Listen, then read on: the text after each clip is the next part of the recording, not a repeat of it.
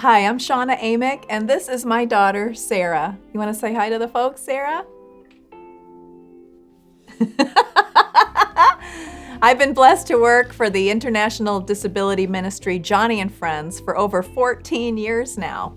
But my highest calling has been caring for Sarah, who's 19 now.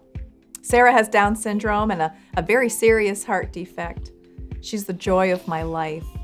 She's fun, she's funny, sweet, often very silly, and Sarah requires around-the-clock care and supervision.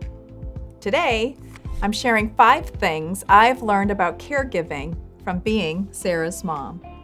Number 1, caregiving will push you to your limits physically, mentally, emotionally, and spiritually.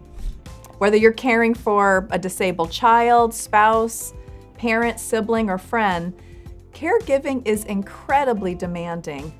Lifting, bathing, dressing, toileting, seemingly endless days that are often followed by tumultuous, sleepless nights. They take their toll, not only on our bodies, but also on our minds. And burnout is a very real threat in the lives of full-time caregivers. And knowing that will help you prepare for daily routines and bring intentionality to your own self-care so you can stay positive and strong. Number 2, consistently putting someone else's needs above your own will reveal your own vulnerabilities and weaknesses. In the Bible, Philippians 2 verses 3 and 4 tells us to value others above ourselves and to look out for the interests of others as well as for our own. But left to our own natural tendencies, human beings are selfish. We don't naturally want to value others above ourselves, at least not on a consistent basis.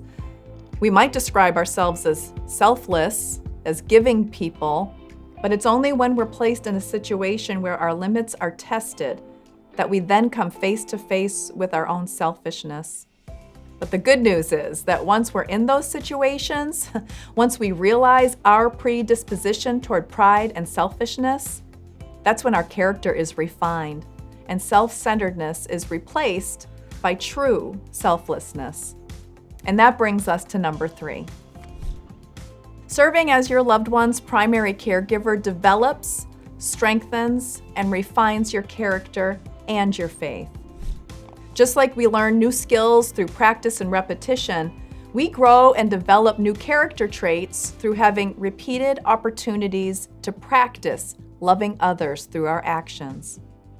If at first, when frustrations arise during caregiving routines, and frustrations will arise, if at first we lose patience and feel stressed out and anxious, well, over time, as we practice being patient, we become patient people. And when we practice kindness, we become kind-hearted people. And when we wrestle with God regarding our circumstances or the circumstances of our loved ones, our faith is refined and purified like gold.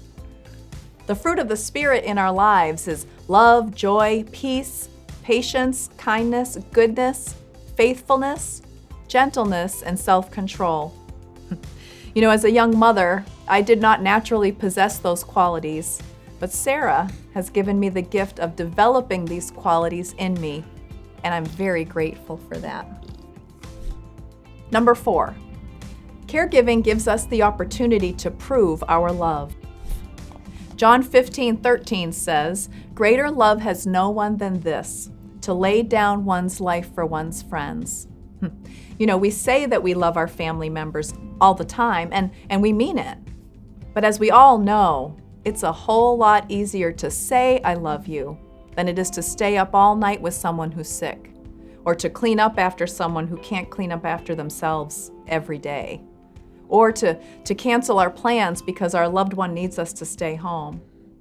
Caregiving puts our love into action. It's a tangible demonstration of love with its sleeves rolled up. And number 5, there is no higher call than caring for someone who is unable to care for herself. In Matthew 25, verses 37 to 40, we read, "Lord, When did we see you hungry and feed you, or thirsty and give you something to drink? When did we see you a stranger and invite you in, or needing clothes and clothe you? When did we see you sick or in prison and go to visit you? The king will reply, truly I tell you, whatever you did for one of the least of these brothers and sisters of mine, you did for me. You know, there are times when I'm wiping Sarah's face or washing her hands or helping her calm down, when I look into her beautiful eyes and I hear those words from the Bible and I remember, I am not just helping my wonderful daughter, I'm also serving the Lord my God. And I wouldn't trade my role as Sarah's mom and primary caregiver for anything.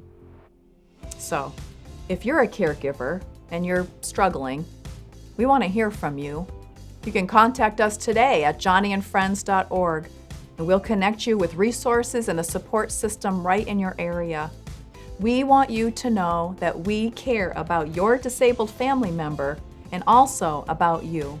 Thank you for pouring yourself out on behalf of those who need you, and God bless you for being a caregiver.